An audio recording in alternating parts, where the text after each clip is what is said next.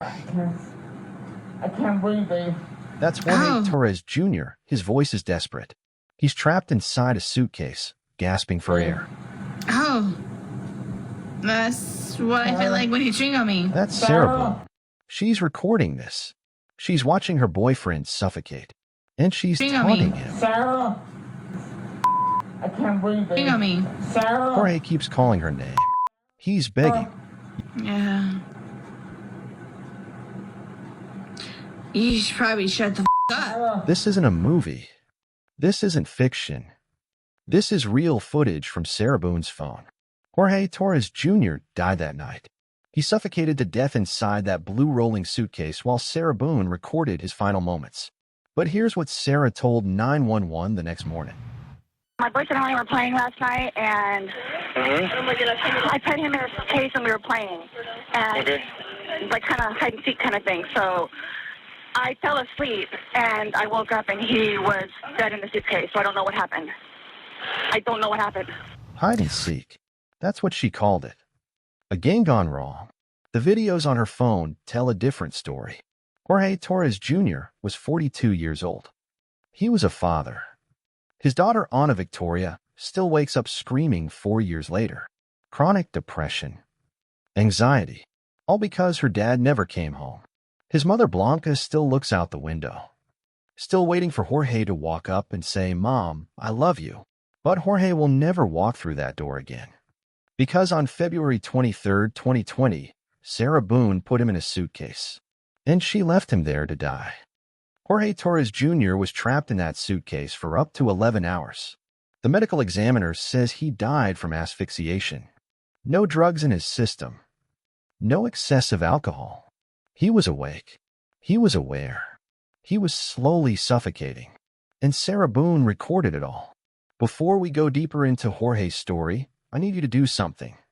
If stories like this matter to you, if you believe families deserve answers, hit that subscribe button. Every subscription helps us reach more people who might hold the key to solving cases like this. And tell me in the comments, where are you watching from? Because someone in your community might be the person who finally brings justice to families like Jorge's. This case went to trial in October 2024. Sarah Boone was convicted of second-degree murder. She got life without parole. But the journey to justice took 4 years. 4 years of Jorge's family waiting. 4 years of his daughters growing up without their father. 4 years of his mother looking out that window. Let me tell you who Jorge Torres Jr. really was. Because his life mattered. His family needs you to know that their father, their son, their brother was worth remembering. Jorge was a small man. 5 feet 2 inches, 103 pounds. He worked odd jobs around Winter Park, Florida. Nothing fancy. He wasn't rich or famous. But his family loved him. Ana Victoria Torres talks about the void his absence left in her life.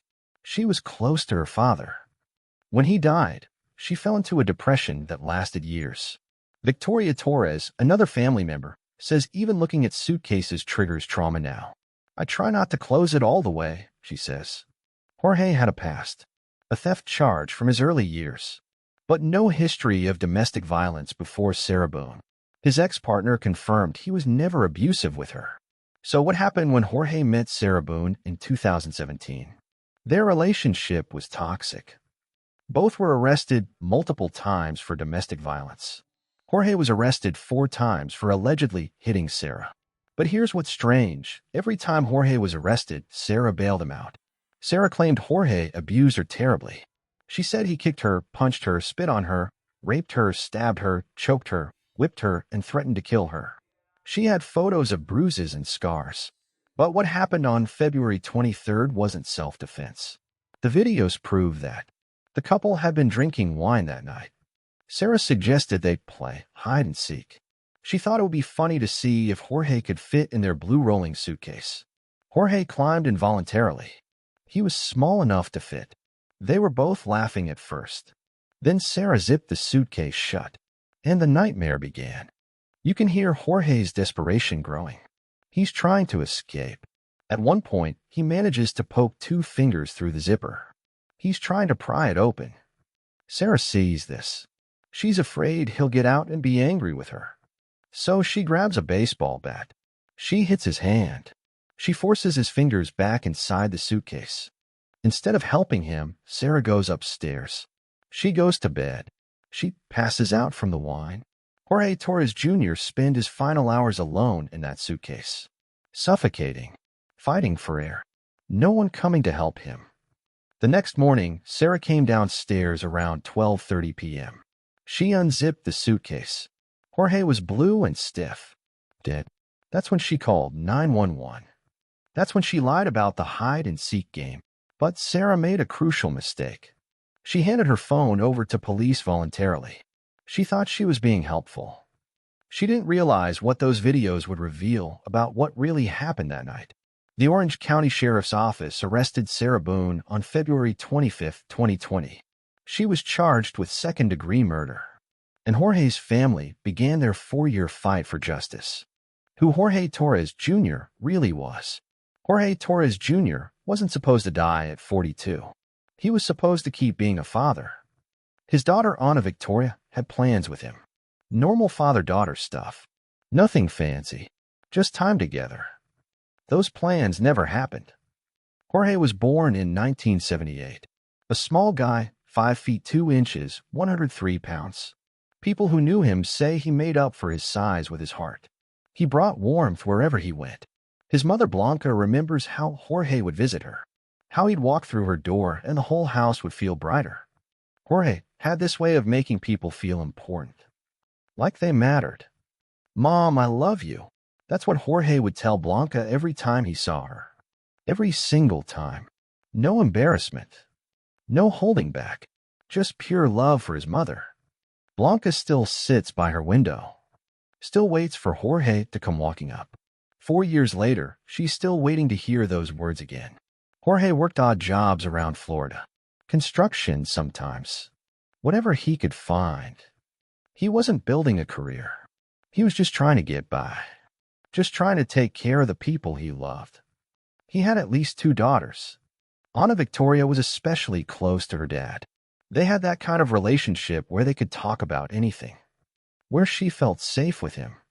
Jorge wasn't perfect. He had a theft charge from his younger years. Nothing violent.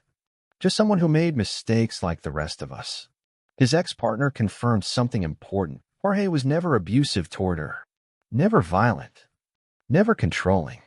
Before Sarah Boone, Jorge didn't have a history of hurting women. So what changed in 2017 when Jorge met Sarah? Friends and family noticed Jorge becoming more isolated, more withdrawn. The relationship with Sarah was consuming his life, and not in a good way. But Jorge kept trying. He'd bail Sarah out when she got arrested. He'd forgive her when she hurt him. Jorge seemed to believe people could change, that love could fix things. Parents in the comments, can you relate to wanting the best for someone even when they're hurting you? Share your thoughts below.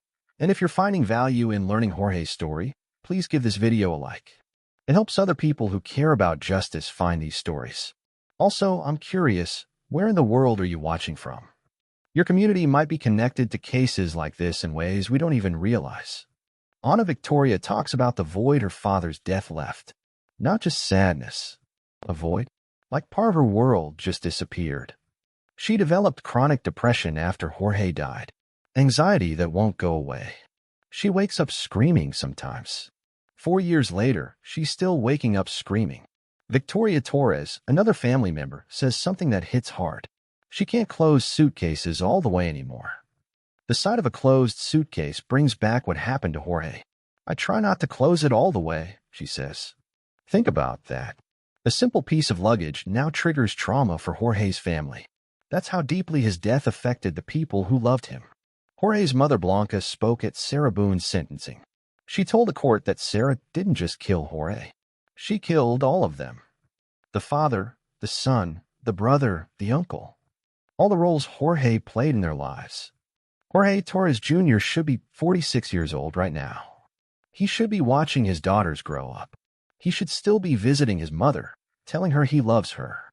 Instead, his family lives with the knowledge that Jorge spent his final hours trapped in a suitcase, calling for help that never came, begging the woman who claimed to love him to please just let him breathe. Jorge's life wasn't glamorous. He wasn't famous. He wasn't rich. But he mattered to the people who knew him. He mattered to his daughters who needed their father. He mattered to his mother who looked forward to his visits. Jorge Torres Jr. was someone's whole world. Multiple people's whole world.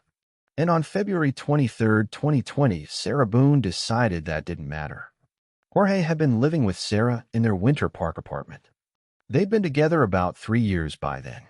3 years of a relationship that court records show was toxic and violent. But Jorge kept trying. Maybe he thought things would get better.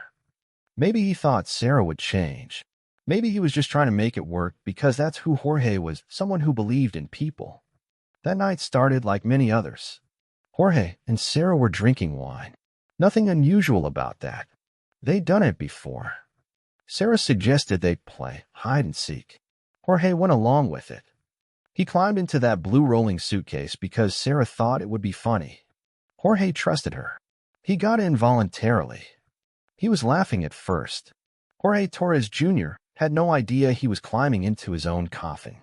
But Sarah Boone knew exactly what she was doing. The videos prove that. Her words prove that. Her actions prove that. Jorge's last moments weren't peaceful. They weren't quick. They were terrifying and painful and completely unnecessary. A father died that night. A son died. A human being who brought warmth to other people's lives suffocated alone, while the person he trusted most watched and laughed. Jorge Torres Jr. deserved better. His family deserved better. And they fought for 4 years to make sure Sarah Boone paid for what she did. Justice finally came in December 2024. But it can't bring Jorge back. It can't give Ana Victoria her father back. It can't give Blanca her son back. Jorge's story doesn't end with his death. It ends with his family's strength. Their refusal to let his memory be forgotten. Their fight to make sure other families don't go through what they went through. Jorge Torres Jr. mattered. His life had value. And what happened to him that night was not an accident. It was not a game gone wrong. It was murder. And now you know who Jorge really was. Not just a victim. Not just a statistic. A real person who loved and was loved. Someone who should still be here. What really happened that night? February 23, 2020. Winter Park, Florida. Jorge Torres Jr. and Sarah Boone are at home in their apartment. They're drinking wine. A normal evening that's about to turn deadly. Sarah suggests they play hide and seek. Jorge goes along with it. Why wouldn't he? They're both adults having fun, maybe a little drunk. Sarah thinks it would be amusing if Jorge could fit inside their blue rolling suitcase. Jorge is small enough. 5 feet 2 inches, 103 pounds. He climbs involuntarily. They're both laughing at this point. Then Sarah zips the suitcase shut, and she starts recording. String on me. Sarah, Me. Sarah, Me. Sarah. Jorge's voice is already strained. He's realizing this isn't funny anymore. That's what I feel like when you string on me. Sarah's response is immediate. Hold. This isn't about a game anymore. This is about revenge. Sarah, you breathe? Sarah, Jorge is calling her name. He needs help. You should probably shut the up. Sarah Boone recorded that. She pointed her phone at the suitcase and captured Jorge's desperation. But she wasn't done. Jorge manages to get 2 fingers through the zipper. He's trying to escape, fighting for his life. Sarah sees this. She's afraid he'll get out and be angry with her. So she grabs a baseball bat. She strikes his hand, forces his fingers back inside. Then she starts recording again. What do you think about this evidence? Share your thoughts in the comments below. If you were investigating this case, what would you focus on? Instead of helping Jorge, Sarah goes upstairs. She goes to bed. She passes out from the wine. Jorge Torres Jr. spends the next 11 hours trapped in that suitcase. The medical examiner later estimated he was conscious for most of it, slowly suffocating, fighting for air that wasn't there. The autopsy revealed the brutal reality. Jorge died from asphyxiation, but he also had other injuries. Contusions on his skull from hitting his head against the suitcase walls, bruising on his hand from the baseball bat, busted lip, no drugs in his system, no excessive alcohol. Jorge wasn't unconscious. He was awake, aware, dying slowly while Sarah slept upstairs. Think about that. 11 hours.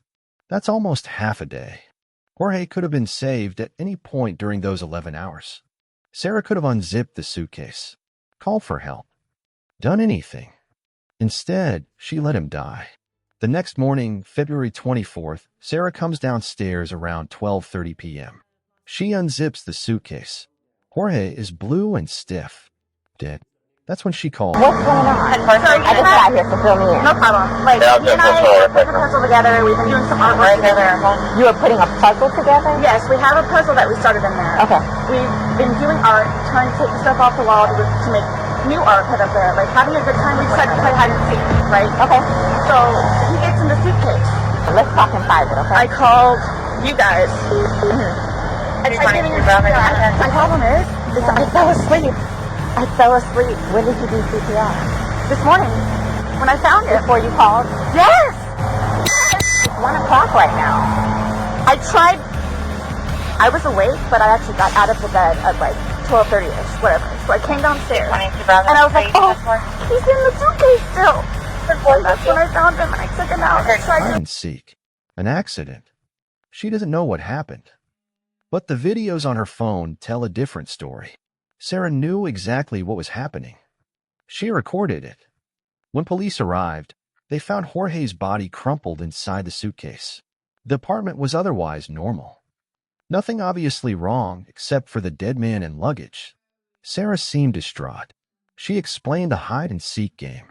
She insisted it was an accident. She even handed her phone over to investigators voluntarily. That was her biggest mistake. Detective interviews Sarah at the scene. She sticks to her story. We decided to play hide and seek, right? Okay. So, he gets in the suitcase. Let's talk in private, okay? I called you guys. My problem is I fell asleep. When did you do When CPR? forensic examiners accessed Sarah's phone, everything changed. The Orange County Sheriff's Office found the videos. The recordings Sarah made while Jorge begged for his life. Evidence that contradicted every word she told them. Detective brings Sarah in for questioning. Now they know what really happened. So I have something that I want to show you that we found, and it was from your phone. Is it long? Because I don't know how much I can take. Do I have to watch this? Well, it's on your phone, and you can either explain it or we take it for what it is. Yeah. They We're just trying to give you the opportunity. Sarah hears Jorge's voice again. Hears herself taunted. But I didn't think that he was, like, panicky. Like, Sarah tries to minimize what happened. Claims she didn't realize Jorge was in distress. The evidence was overwhelming. Physical evidence corroborated the videos. The baseball bat showed signs of use. The suitcase showed internal struggle marks. Jorge's injuries matched the audio. But Sarah kept lying. I thought he was okay. Like, I didn't... He's telling you he's not. He's telling you, Sarah, I can't breathe. He's saying your name, and you're like, that's my name, don't wear it out. Guys, that's how we are with each The other. detective confronts her directly. Points out how cold her responses were. Nobody understands our relationship. Sarah's defense. Their relationship was complicated. People wouldn't understand. Would you leave someone else in a suitcase? Would you leave Lucas in a suitcase jokingly? The detective asks if she'd do this to someone else. Sarah admits she wouldn't. I mean, that was not my intention. Y'all don't have any idea what I've done. Sarah claims she didn't mean for Jorge to die. That she did so much for him. Sarah Boone was arrested on February 25, 2020, charged with second-degree murder, a crime that implies depraved indifference to human life. But her legal troubles were just beginning. Over the next 4 years, 8 different attorneys withdrew from her case. 7 were court-appointed. They all cited irreconcilable differences. Sarah was difficult. She had her own theories about the case. She wanted to represent herself sometimes. The judge eventually ruled she had forfeited her right to public counsel. Prosecutors offered a plea deal. 15 years for manslaughter if Sarah accepted responsibility. She turned it down, insisted on her innocence, claimed self-defense. Meanwhile, Jorge's family waited. 4 years of waiting for justice. 4 years of Ana Victoria waking up screaming. 4 years of Blanca looking out her window. The trial finally started in October 2024. More than 4 years after Jorge's death. Digital forensic examiner Janella Wadden played the full videos for the jury. The courtroom was silent except for Jorge's voice begging for his life. Some jurors gasped. Dr. Wendy Levetzi, a forensic pathologist, testified about the autopsy. How asphyxiation caused Jorge's organs to fail from oxygen deprivation. The additional injuries from the bat. Possible head impacts against the suitcase. Sarah took the stand on October 22nd. She testified for nearly 5 hours. Ms. Boone, can you demonstrate for the jury where Mr. Torres' head was and how his body was positioned in the suitcase, if you don't mind? His back was this way and his head was here. All right, and then is it fair to say his feet are kind of down here, which would be the front left corner from their perspective in the jury box? Yes. And then his knees are kind of tucked up towards his face. If I remember correctly, yes. Sarah claimed battered spouse syndrome. Said Jorge had abused her for years. Showed photos of bruises and scars. I wanted him to understand how I felt, she said about not releasing him immediately. But the prosecution had a strong case. The videos showed malice. Premeditation. Not self-defense. Closing arguments happened on October 25th. The jury deliberated for less than 2 hours. Guilty. Second-degree murder. Subscribe if you believe cases like this need attention and justice. Share this video with someone who might have insight into cases like this. But this family waited 4 years for this moment. 4 years of Jorge's daughters growing up without their father. 4 years of his mother grieving. And Sarah Boone, she had one more shocking thing to say before sentencing. The family finally speaks. December 2nd, 2024. More than 4 years after Jorge Torres Jr. died in that suitcase. His family finally gets their moment in court. Sarah Boone sits in orange jail clothes, convicted of second-degree murder, about to learn her fate. But first, Jorge's family needs to be heard. Blanca Torres, Jorge's mother, approaches the podium. The woman who still looks out her window, waiting for her son. She has something to say to Sarah Boone. Jorge wasn't just Blanca's son. He was a father, brother, an uncle. All those roles died with him. Sarah didn't just kill Jorge. She killed all of them. Victoria Torres speaks next. Jorge's family member who can't close suitcases anymore. Who sees that blue rolling suitcase in her nightmares. I try not to close it all the way, she tells the court. A lifetime of trauma from one night of horror. Ana Victoria Torres, Jorge's daughter, shares her pain. Chronic depression. Anxiety that won't go away. Waking up screaming in the first year after her father's death. 4 years of therapy. 4 years of missing her dad. 4 years of growing up without the man who should have walked her down the aisle someday. This is what domestic violence really costs. Not just the victim. Everyone who loved them. To everyone watching from Florida, this happened in your state. Winter Park viewers, this happened in your community. Someone you know might be living in fear right now. What are your thoughts on the family's strength? Let us know below. Your engagement helps keep stories like this visible. But Sarah Boone had something to say too. Something that shocked everyone in that courtroom. Everyone supposes that this is one of the worst experiences of my life, and it's actually been one of my greatest. I've become so much more closer to the Lord, and it's made me such a better person. And Sarah Boone called Jorge's death one of her greatest experiences. The murder she committed brought her closer to God, she said. The audacity, the complete lack of remorse. Even at sentencing, Sarah couldn't admit what she really did. Judge Michael Kranick had heard enough. He sentenced Sarah Boone to life without parole. The maximum penalty. Justice for Jorge Torres Jr. finally. But this story doesn't end with Sarah going to prison. It continues with Jorge's family rebuilding their lives, learning to live with the void he left behind. Ana Victoria is learning to manage her depression, to cope with the anxiety, to build a life her father would be proud of. Blanca still misses Jorge every day, but she's found purpose in sharing his story. making sure people remember who Jorge really was. Victoria Torres advocates for domestic violence awareness. She wants other families to recognize the warning signs before it's too late. Parents watching this, talk to your kids about healthy relationships. Share this video with someone who might need to see Jorge's story. Because domestic violence doesn't just happen to other people. It happens to fathers like Jorge, to families like his. The signs were there with Sarah and Jorge. Multiple arrests, toxic fights, cycles of violence and forgiveness. Jorge kept trying to make it work, kept believing Sarah could change, kept bailing her out when she got arrested. Maybe Jorge thought love could fix everything. Maybe he thought he could save Sarah from herself.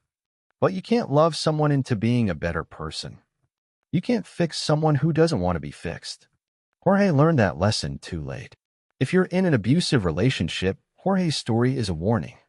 If someone you love is showing signs of being controlled or hurt, Jorge's story is a call to action. Winter Park residents, your community has resources for domestic violence victims. Florida viewers, your state has hotlines and safe houses. Someone watching right now might be in danger. Your share could reach the person who needs to see this most.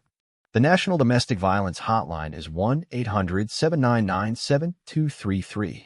Available 24 hours a day. Jorge's family wants his death to mean something. They want other families to learn from their pain. They want Jorge to be remembered not just as Sarah Boone's victim, but as someone who brought warmth to the world. Someone who loved his family. Someone who deserved better. Jorge Torres Jr. will be 46 years old today.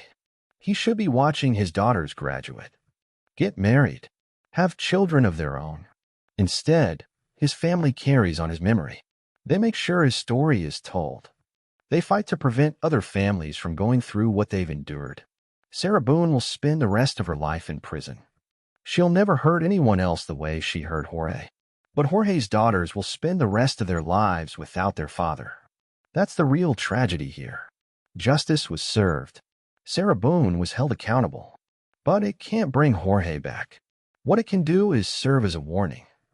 A reminder that domestic violence is deadly. That toxic relationships can escalate quickly. That sometimes the person who claims to love you the most is the one most likely to hurt you. Jorge trusted Sarah Boone. He climbed into that suitcase voluntarily. He thought it was a game. He never imagined the woman he lived with would watch him suffocate, would record his final moments, would laugh while he begged for his life. But she did, and now she'll pay for it for the rest of her life. Jorge's family has found some peace in that. Not closure. You never really close the book on losing someone like Jorge. But peace in knowing Sarah can't hurt anyone else. And they found purpose in sharing Jorge's story, in making sure people understand what domestic violence really looks like. It doesn't always look like what you think.